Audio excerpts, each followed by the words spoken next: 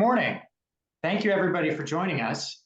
We're thrilled. I see there's a whole bunch of people still trying to join. So I will. Hopefully, we don't miss too many as they're joining. I want to say thank you, everybody, for joining this call. I want in particular thank the team who worked much of the weekend to try to pull this together. I want to call out Mary Pat Campbell. In particular, she's co-presenting with me today from the actuarial perspective. Most of you know her. She's very well regarded in the actuarial community. She works at Conning & Company in her day job. We're kind enough to have her volunteer with us as part of this effort using her expertise. I also, you're going to hear a lot more from Mary Pat. I also want to call out Brian Barber, who's leading our technical, who's our leader of digital marketing. Mitch Bagley, who's been leading our broader marketing efforts, as well as Rebecca Ritchie and Marcy Sheeran, who both sort of helped us pull this together. And just for context, and we've got a slide deck we're going to get into in just a moment. I used to, not to make this about me, but I used to work on Wall Street. And when I did, every now and then, always inevitably, right, when you've got something social planned, there would be like some big announcement, your company would be acquired, and you had to or they something, and you'd have to drop everything and figure out what you want to talk, how you want to help your clients try to move forward, with this new set of information. And very briefly, as you all know, we've been working for 18 months on trying to save lives through the insurance industry. And last week's tweet by the head of the FDA, we think completely changed the story. And just like when I was in Wall Street, you drop what you're working on and you try to figure out a way to get in front of the story. That's what we're doing, and we appreciate those of you, on the team who've worked, to prepare for this, as well as everybody who's joining. I'm really impressed at how many people on short notice we're getting here today, who've turned out. I would be remiss if I didn't just make a couple of other introductions of people I see with their videos on. If you have your video on, you might it's sort of fair game to get introduced. And I'm not going to introduce everybody, but anybody who doesn't get introduced, we're going to try to go until I speak quickly. We're going to go as quickly as possible, so there's plenty of time for Q&A and discussion. But I want to introduce Richard Watts from our group, former president of Progressive Insurance. He's one of our board members, vice president of our organization. Eric Brandt from our group, a lot of you folks know him, recently retired from big important roles at Allstate, but he's had lots of career previous to that. Brett Swanson, chairman of the state of Indiana's pension fund, who's a big supporter of our effort and hosted us when we visited Indianapolis to meet actuaries a month or two ago. Bob Bright, who's an academic, who's been very supportive of our efforts. Let's see, Teresa Weiner, who many of you know is an insurance regulator from the state of Georgia. She's an actuary. There's also a couple of other doctors I'll call out just because I want to make sure you guys know we have some doctors on the call. We got Dr. Ed Lewanowski, Lewanowski, Dr. Craig Spax, and those are the folks I can see in my half page. And so I apologize, I'm probably missing people. We'll get to more later. So listen, let me just do a quick screen share, and we will turn on the slideshow.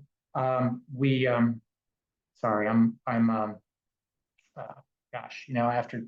5 years of Zoom, there we go.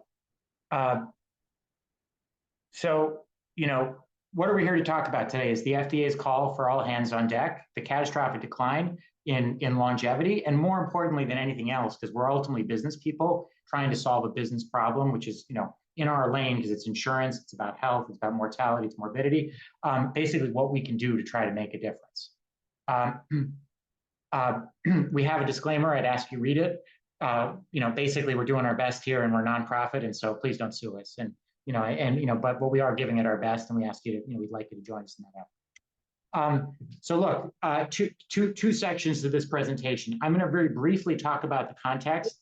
Then we're going to switch over. And Mary Pat's going to talk about, some of the actuarial work, in particular, what was presented to the Society of Actuaries, the Society of Insurance Research, as well as the Bermuda International long-term insurance and reinsurance organization, about both 2-3 months ago, because it's good backdrop. And then we're going to come back a little bit and talk about what we can do with it as results of our group. So big picture, sorry, I just got to hide some of these pictures. So very simply, the tweet speaks for itself. This is the head of the FDA. He's describing life expectancy trends as catastrophic. This isn't a surprise to anybody in our group, because this is what we've been talking about for probably 18 months. But this is, a major opportunity because, again, this is sort of a paradigm shift, I think, in terms of sort of public communications on this topic. And again, going back to that Wall Street training, you need to be, when the facts change, you change your opinion. And the facts haven't changed for us, but we think that this is a tell, and this is a sign of a sea change of sort of coming public opinion. So it's important to get in front of it. Perhaps even more importantly, besides identifying the problem, he starts talking about a solution, which is ultimately that there needs to be some form of an all hands on deck effort here. We agree, again, this is what we've been talking about for 18 months, from our lane of insurance. If we continue, he's asking specifically for help. He's asking for help from the government, from industry, and the public. I think we're industry, and we're certainly the public. There's even some people in the government on this call, and I think we're going to get more and more over time. And so I think we're in exactly the right place at exactly the right time. This isn't a triumphal call. That we're not doing this, but because we think it's important for the industry to play this role and to contribute. And so we think that this is now sort of the opportune time for us to try to get more attention. I'm not going to steal Mary Pat's thunder because she's the actuary and she's done a ton of work, as well as a few other actuaries on the call that help prepare. There's some names in the deck, and some of these folks will talk in probably the conversation afterwards.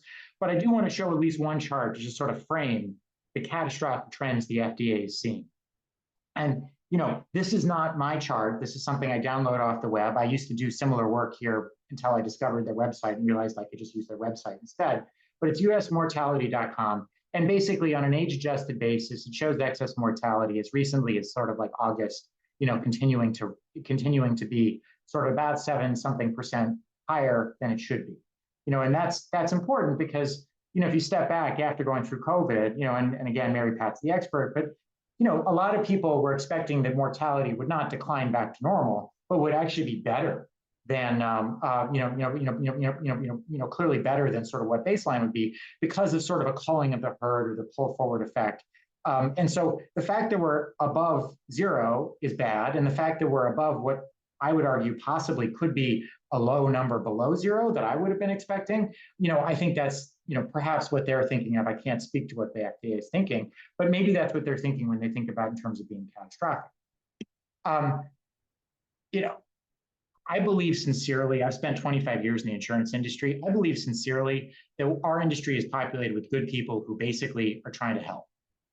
Whether it's after a hurricane or whether when your family's got a health event, our industry exists to try to help families and communities, repair the damage and pull their lives back together after a crisis.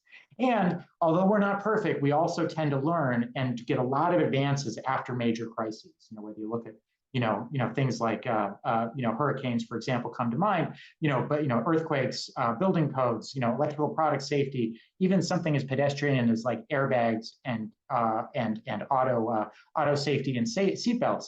If you look back, it's been the insurance industry that helps deal with these major social disasters, and then try to invest in helping the individuals who are affected, as well as to improve safety and reduce risk going forward, both for financial purposes, of course, but also for the humanitarian one. And I think, I speak for everybody on this call who's invested, at this point, thousands and thousands of hours of time. We're all doing it because we want to try to help, and that's the only reason. And so, I think that, the reality is that we're here, and that's why you joined today, and we appreciate it from the bottom of our heart. What does that mean? And what is the insurance collaboration to save lives? Look, about 18 months ago, a small group of us, it's probably a bad joke, which I can't tell, but what happens when an actuary, a life insurance doctor and a former reformed stock analyst, walk into a bar? Well, they start talking about mortality trends, and they end up sort of saying, boy, it seems like we have a problem. What can we do about it? And so roll forward 6 months, 6 months on that, a much larger group of this organization came together, and we started to say, hey, there's a problem here. We need to analyze. I've mentioned some of these names. This is a leave behind in the sense that, I'd like, it's going to be on our website. These are all people who put a lot of time and energy into it. Some of you then others you don't. I hope you'll reach out and meet a lot of these folks on our call. We formed a nonprofit, start in February of this year. And we started researching this problem, trying to figure out, we recruited a big team of experts, both from the insurance and the health field, to study it and to try to answer this question of, well, what's going on and what can we do? From this, we developed a new approach, which, we don't think is earth-shattering, but we don't think anybody's actually doing it today. So I guess it's new and it's innovative. But we think it's a simple, low-cost new approach to mitigate mortality and morbidity. And it's something that insurers can do right now. This is an op-ed I wrote back in March. Basically, the moment CEOs decide they want to do this, this could be deployed. And so that drives the sense of our urgency. And I think the opportunity for our industry to get in front of this problem, which is a business problem, but then to make a positive impact for both for our communities and for humanity. And so what is that proposal? Well, to be honest, we're stealing a whole idea from P&C and we're deploying it in life and health, which is let's be much more proactive around risk management and risk mitigation. And so basically what we're saying is that proactive insurers, whether you're life insurers, health insurers, disability insurers, or maybe some C insurers where there's lines of business where this makes sense. If you screen, test, and triage your in-force policyholders who may be at risk for excess mortality or elevated morbidity, we can use data, intelligence, and modern medicine and lifestyle interventions to mitigate these factors. This is not rocket science stuff. And it's not even very expensive. It just requires will and determination. It's so obvious that we put this slide in just to sort of collapse it because it's in some ways it's incredibly obvious and it's almost worthy of a joke. But if you look at this from no matter which perspective, you look at it from the health industry or some sort of moral concept, you look at it from an actuarial perspective, or you look at it from a technology perspective, an ounce of prevention is better than a pound of cure. We've known this for hundreds and hundreds of years. Probably goes back to the Bible even. I can't quote it. But since the beginning of time, it's been true. And so deploying that insight in a modern tech-driven way through through the life insurance industry and the health insurance industry and some facets of P&C, we can save lives and save money. What's important about this, and I'm going to flip over to Mary Pat in just a second or two, maybe a couple of more slides. I think it's important for you to understand, for those of you who are just joining us, the work of this team has been, is really starting to get attention. It's something when Newsweek, I grew up as a kid reading Newsweek, when they still had print magazines people bought. It's a big deal when Newsweek starts talking about your group, but, in our world, we were in Best's review that came out just yesterday. And, Insurance Newsnet, the reporter from that article told me that the editors there say that they've gotten more readership of the articles they're writing on this topic than almost any other thing that they've ever written about. And so, this is a really interesting thing where I think we're getting a lot of momentum, not because of anything special we're doing or because of us, but because this is such an important issue and the opportunity, the need is so great, which again is important for our call to action. And so where do we go from here? There's a lot of different people on this call, and I want to make sure that you understand sort of the breadth of this opportunity. So first of all, really there's three things that are happening right now. And if you can see yourself either being part of as a partner or being part of as someone who wants to be involved with on the inside through our organization of volunteers, I want you to reach out to me or someone else from this conference call to set up a Zoom where we can talk about what this really means in practice. But first, we're recruiting global insurers to pilot these initiatives. I'm not authorized to announce the name, but I will tell you, we've had a large global top 10 global multi-line insurers say they're going to do this with us in a couple different jurisdictions. So, I can't announce when that's going to happen or how it's going to happen, but ultimately that's a big deal. And the first customer is always the hardest. And so, a partner to deploy this who wants to deploy it across hundreds of thousands, if not millions of people, this will start to happen. And that's sort of point number one. But we're obviously looking for more people who want to invest, to build, to make a difference. Second, the insurance industry works with a lot of partners, whether you're consulting firms, tech vendors, startups, health vendors. All of these people, if you're in the insurance ecosystem or health ecosystem, the opportunity is now to start to get involved with this effort and offer your capabilities to help us build this, to support the efforts of the people like the global insurers I just mentioned, who are ultimately going to be purchasing services from you to deploy this vision. You know, insurers have money and they have customers and they have vision, but they do not have all the capabilities they need. The people in the middle box are the people who are going to build those capabilities. I see some startups on the call, that I recognize, and I'm so excited you guys joined. This is the kind of thing where there's going to be a big opportunity of demand, and we're excited to have you involved. Finally, and I'm not going to prejudge this at all in terms of sort of where this goes, because it's not fundamentally central to what we're doing, but it's a natural outgrowth of what we're doing, which is that, as we have told this story all over, now in a number of different jurisdictions and across states and countries, and done a lot of these video calls as well as in the media, we're getting interest from like regulators, from policy leaders, from think tanks, from as well as like sort of elected officials. And we are not a political organization anyway. However, we are trying to help build an ecosystem of people to help. And so we have states that are interested in possibly using this for their employees. We have regulators that are interested in talking to us about how better to drive insurance regulation to try to encourage this effort. We have trade groups that are saying, boy, we can use this to like help grow our organization, in a positive way from an economic development perspective. So if you see any of these things start to speak to you on any of those, that final sort of bucket, we absolutely want to be speaking. But ultimately, I would leave you with, and then I think we're going to flip over to Mary Pat. We've got great momentum, but to really make the big impact, the global impact that we anticipate, is an opportunity here. We need help and we need lots of partners. So, it's our job to sort of lead, and ultimately sort of create this story and get the momentum going. But it's going to be a cast of thousands who all try to figure out how to help in their communities, in their businesses, in their regulatory fields, how they're going to deploy this, and that's where we want to be your partners and try to help advance them. With this, I'm going to continue to run the slides, but I'm going to let Mary Pat take it from here. Mary Pat? Unmute here. So we've done a number of talks. I've not been able to go to all the meetings, but a lot of these mortality graphs I built for all of these talks. And thanks to all the actuaries who stepped in for me when I was not able to go to these meetings. Specifically actuarial meetings, Society of Insurance Research, in Bermuda International Long-Term Insurance, reinsurance meetings. So, we've gone to a lot of different industry meetings. Go on. Next one, Josh. Yeah.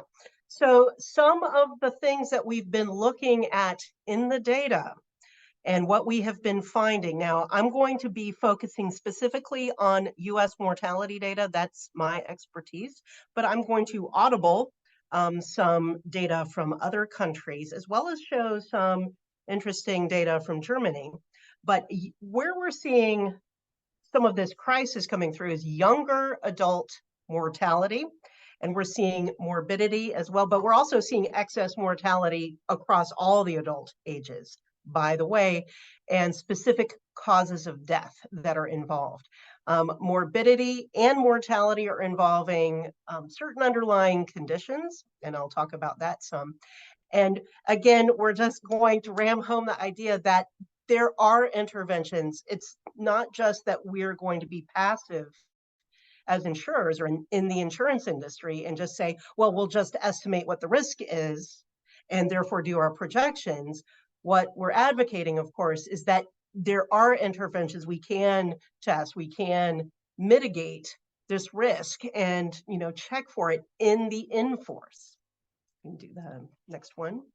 So this is some of the prior presentations we did. The graphs I'm going to show you today, I actually grabbed the data yesterday. CDC has been great in updating their data in their main database, which is CDC Wonder. Don't go to all of these media-friendly trackers. A lot of them are screwed up. Their main mortality database has been updated weekly currently. And so we're going to be seeing some of the updated data from there. But if we move on, we actually went to industry as well. So we're going to look at the population mortality and morbidity, as well as insured. So we asked the actuaries. We saw that there had been a poll taken at the Society of Actuaries Life meeting in 2022. This wasn't us. This was different presenters, and they took a poll. This had to do with group life insurance, and this is actually where we're seeing some of the highest relative increases in mortality. And we saw, what do you think is going to happen with group life mortality in late 2022, early 2023 and beyond? And we see the highest responses. And again, COVID was still kind of going on a little bit at that point. So this was in August 2022 that they saw, we had, what was this, over 80%, over, almost 90% were saying increased mortality in the near term in their group life lines of business. Then in 2023, our group asked, what do you think? Okay, almost 80% thought that they're going to continue to have increased mortality in 2024 and beyond. And let's see what is actually coming through. And it's not just, and this is part of the argument that I've had, because I've been looking at mortality trends for a long time, even preceding the pandemic. And that's something that we should look at. And maybe we were being a little complacent about the mortality trends before the pandemic. You can do that, next slide. Because the United States, so this is specifically about the US, has lagged its peers with regards to mortality. So on the left, this is the US, and this is removing all of what I would call infectious disease and external causes of death, so like homicide and accidents, stuff like that, against the other OECD nations. The ones that have worse mortality, those are the lines above it, are places like Lithuania, a lot of the ex-Soviet or Eastern European nations. The ones below it, like the lowest one is Japan, but you have nations like the United Kingdom and France. So most of the Western European nations, Japan, South Korea, those kind of nations are below the US, and we haven't had much improvement. You can see post-2010, there's been a stalling out in mortality improvement. That's on the left. That's using age-adjusted death rates, removing external causes of death. On the right side, this is period life expectancy, and here's one of the audibles. And this is why the FDA, the head of the FDA was talking about all hands on deck, because this only goes to 2021. And he was responding to the CDC's preliminary estimate of life expectancy for 2022. So we see US lagging against all of our peers. They have their period life expectancy much higher than the US.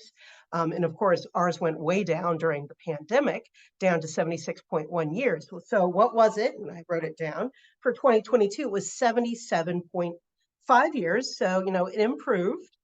However, that brings us back to still below 2019.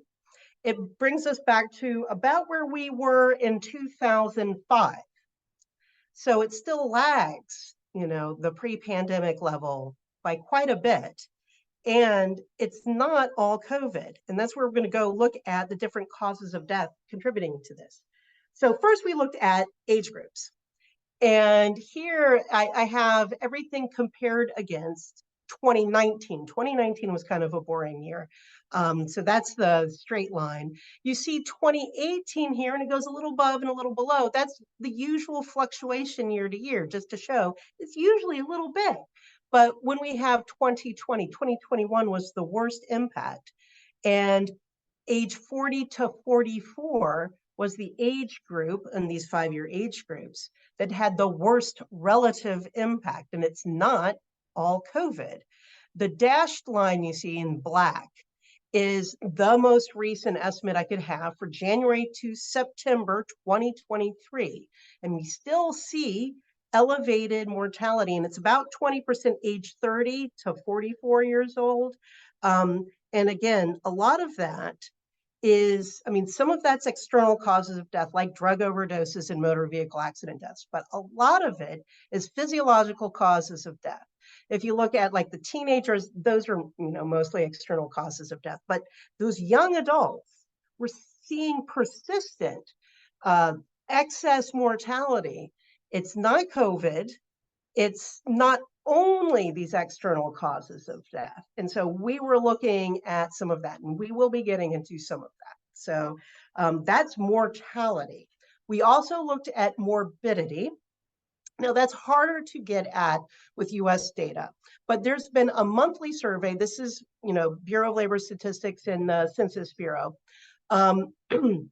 They've been doing this for a long time. I pushed this back to like the Great Recession to do a comparison, because often, well, maybe people self-report. This is, like a phone survey, people self-report disability, and this is activities of daily living. By the way, it's the same questions that they've always been asking, and we have record levels of adults reporting that they're disabled. Okay, 12.6% was the most recent measure. So, when we look at this, and I'm a life actuary, so I'm mainly looking at death. So I'm going to be mainly looking at causes of death. It's harder to get at morbidity in US data. So usually we have those CREST measures. Let's get into these. And I'm pushing it back to the year 2000 so we can see these longer trends. And we can see COVID in, in context against the top causes of death: heart disease and cancer. You can see heart disease and cancer actually, heart disease definitely went a lot worse during the pandemic. COVID dropped 55% on an age-adjusted basis in 2022, but heart disease continued to increase. Cancer kind of has gone sideways. We'll see, more detailed in a moment. But we focused on specific causes of death that really increased during the pandemic. We see stroke, diabetes, kidney disease, and liver disease. And these are some of the morbidity causes and mortality causes that we were focusing on in some of the screening that we were doing in our pilot testing. So we can move on. So the top two causes of death for the longest time have been heart disease and cancer in the US. And so these are on the same vertical axis, again, comparing against 2019. What's the percentage increase compared to 2019 for each of these age groups? The max is 20%, the min is negative 10%. So positive is bad, negative is good, reduction in mortality.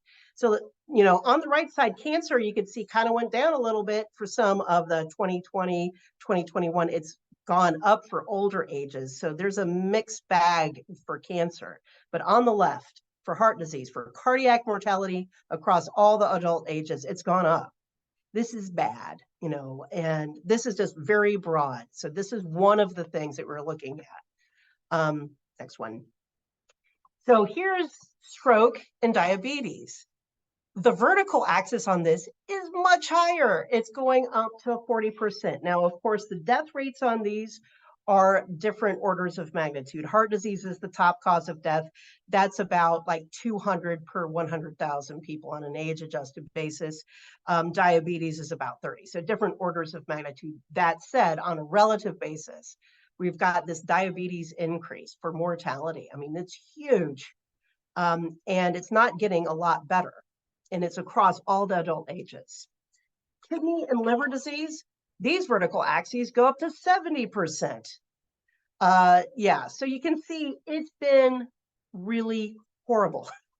And these are the physiological causes of death. Ones that I haven't presented here because this is kind of outside the scope of what we're talking about, but were really bad too: drug overdoses and motor vehicle accident deaths. So the motor vehicle accident deaths, of course, have impacted auto insurance. So that's just as an aside. If we go to the next one, I've tried to do some estimates for 2023. I picked stroke specifically because I noticed it's up 11% for 2023 so far this year compared to the same period in 2019. And you can see it's up across multiple age groups, not all age groups, but like younger adults and older adults. This is very concerning. We want to say it's not just US. We had, and I want to call out Patrick Julie, another actuary coming from the PNC side. We got access to a database of German hospital data. So this is for morbidity. And Patrick has aggregated a lot of this data. It goes back to 2019, and it's periodically updated, like every 6 months or so. And we found some indications. Again, the area, and I know it's very difficult to read, it's heart disease.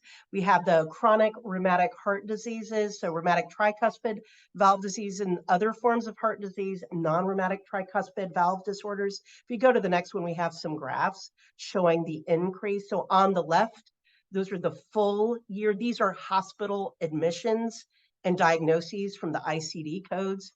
So for those who know the ICD codes, it's I-36 and I-07. So on the left, that's full year. And then on the right, those are partial years to do, comparables. And that was, let's see, I can't remember. It's like January through May for each one so that, we can compare seasonality. And this is an audible. Just this morning, I saw from the Lancet Regional Health Europe. This is from the Continuous Mortality Investigation out of the United Kingdom. So this is an actuarial group in the UK. They just published, a short note about increased mortality, especially in younger adults, especially middle-aged adults, from June 2022 to June 2023 in England.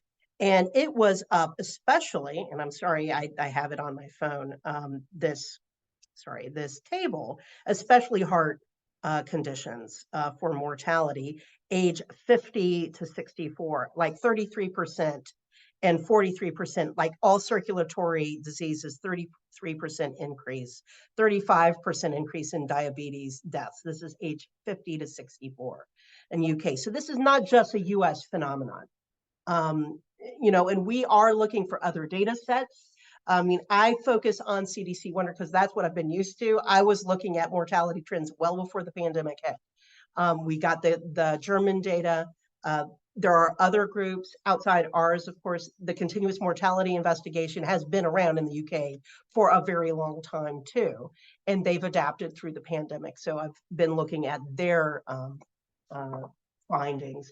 In Australia and New Zealand, there's actuarial groups as well that are looking at mortality data. But if we could get more morbidity data, it would help support what we're looking at. So what can we do with this? As I said, most of the time as life actuaries, we're mainly investigating this data and say, well, then we're just going to update our models and take it passively.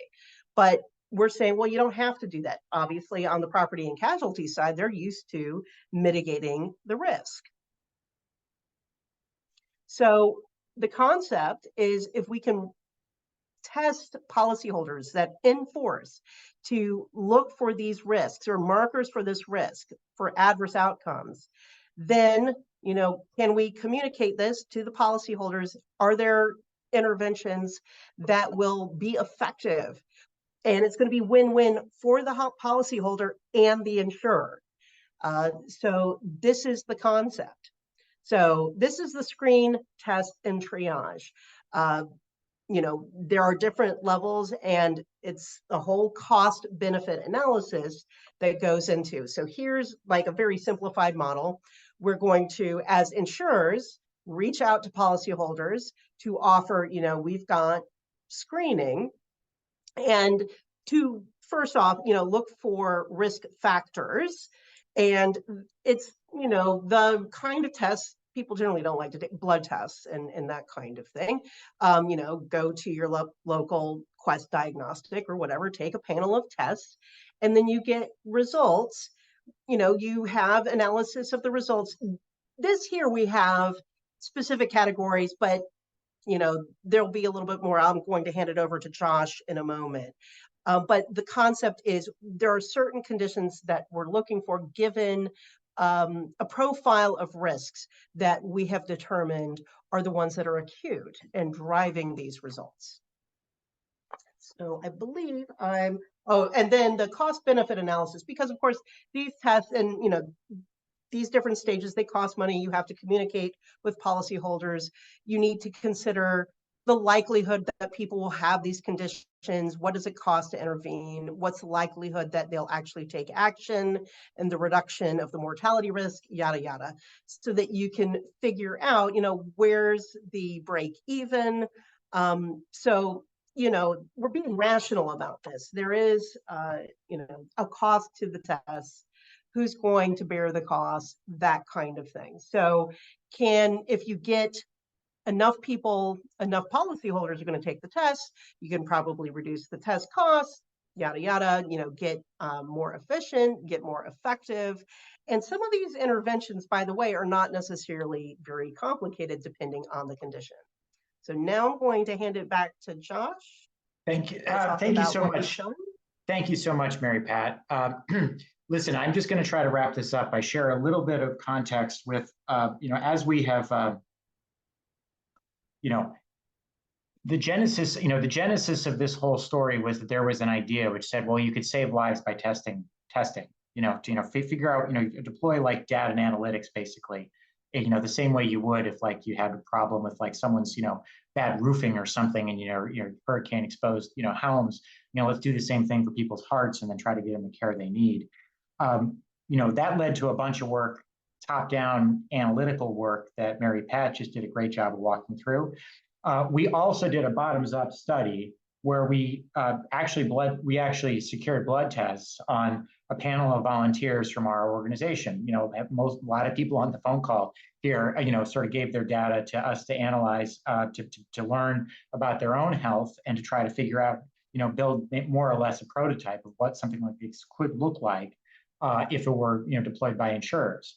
And along that journey, I sort of stalled out on this page. Along that journey, a bunch of us who had never really done any medical stuff before started staring at medical research and realized that actually there is a subset of medical researchers out there who are basically doing what in insurance world would be called like pricing models or risk of risk models and things like that. And so here is, was what we did, but here was a study that one of our doctors on the call, I think Dr. Kate Hendricks, I think I introduced her. If not, she recently retired from the CDC, gotten to know her pretty well. I think she's dialing in from Europe, she's on vacation, but she wanted to participate in this call today. She helped us find this study where basically, this group used the data from the UK Biobank, where they tracked people for about 15 years, about 247,000 patients, and they measured the relative long-term mortality impact based on their levels of biomarkers. And now I don't expect most people on this call to know what these all are, but the point is there's huge variances if you measure someone based on their biomarkers and their long-term all-cause mortality. That, of course, makes a ton of sense. It is very logical if you think about the body as an engineer would. Let's measure the processes and the things that are like out of norms are going to ultimately be problems from a variety of causes.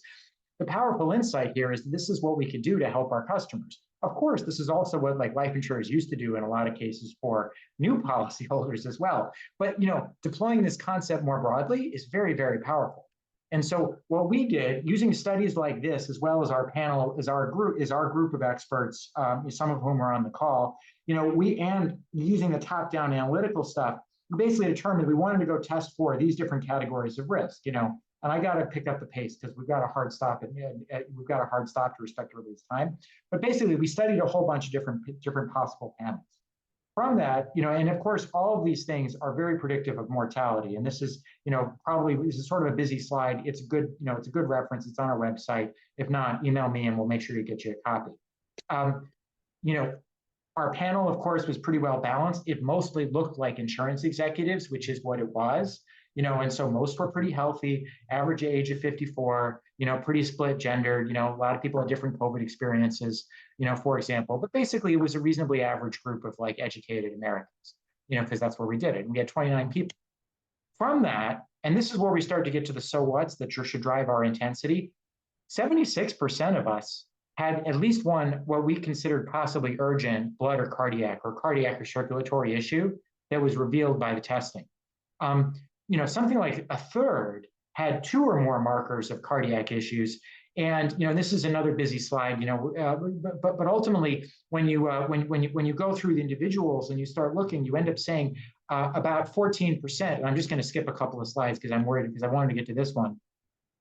about 14% of our population of healthy insurance executive type people, friends and family as well, 14% of us had 3 or more markers of cardiac or circulatory inflammation or injury. That's 1 in 7. These are people who possibly have a serious heart condition that they're not aware of, or a blood-related condition, which, by the way, just linking this all together, if you've got inflammation in your blood, you might be having problems with your kidney. You might be having problems with your liver. I mean, these are both blood filters. I'm going to get that wrong because I'm not a doctor, but big picture, these things are all very interlinked, right? And so, what we found was was that there was a subset of our people who were not aware of the underlying issues that they needed to be managing. Those people, insurers can identify less than $100, at scale.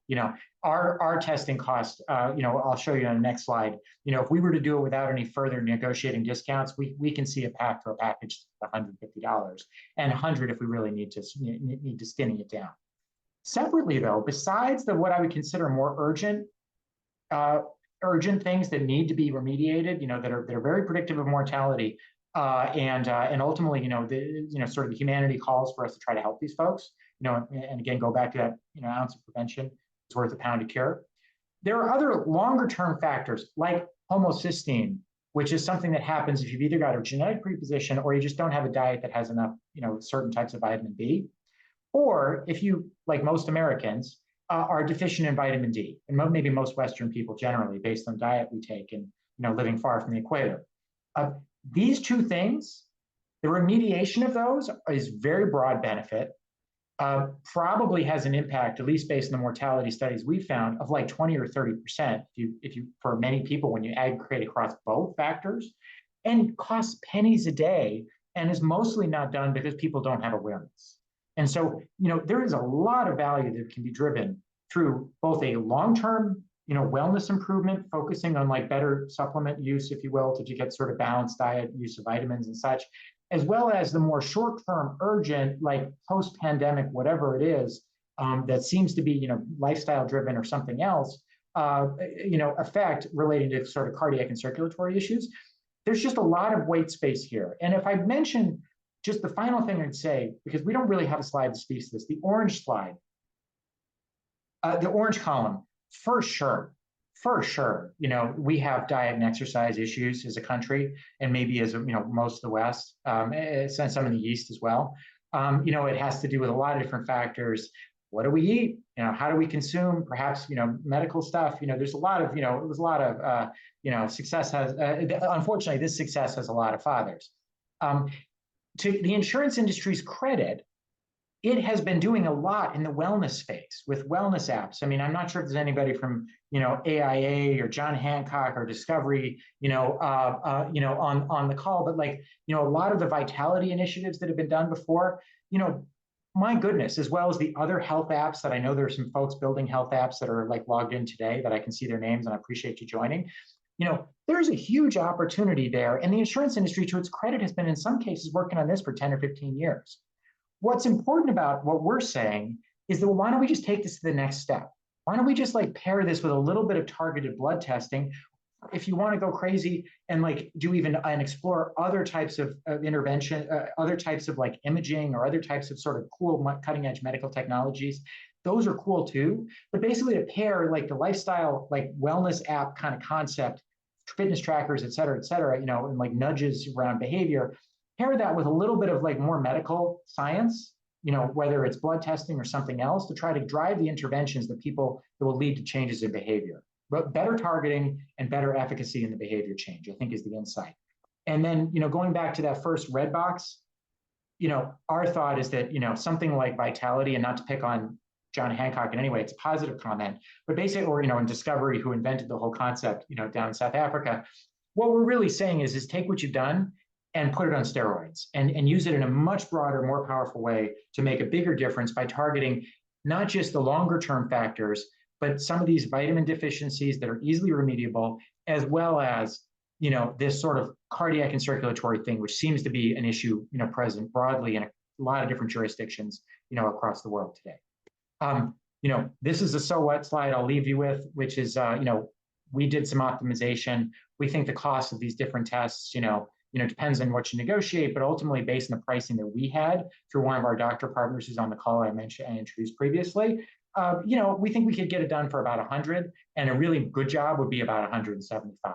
When the insurance industry focuses on doing this for real, we're going to obviously negotiate these prices down, and the partners, the global partners who want to do it, are going to do it probably at something approaching cost, because it is such an important issue, for all of society. We're going to wrap this up, and then I want to leave the rest of the time for questions and discussion. When we were at Society of Actuaries meeting, we presented this, and then they had these push pollings. And so we asked the question is like, did you like the presentation? Basically, you can read the question. Well, we were very happy to find that most people who were there thought this was a good idea, and that maybe we should be doing more as an industry. And we took that as a positive. And so I'm just going to wrap this up. Mary Pat said, look, the three big things: 20% excess ballpark right now, more in younger ages. Obviously overall, maybe it's a 7%, so there's a difference there, older ages or less. The morbidity analysis, a lot of different pathologies, but they do seem to be cardiac and circulatory related, and that is an area where we think we can make a difference. And point three is that honestly, for $100 or thereabouts, you can figure out the 1 in 7 of your policyholders who seem like they're likely to have a heart condition or cardiac circulatory issue or blood issue that they're not aware of, and you can help them manage that. And management can lead to an improvement. And so with that, I'm going to end it here. We need your help. It's collaborations in the name, and this is meant to be a collaborative effort.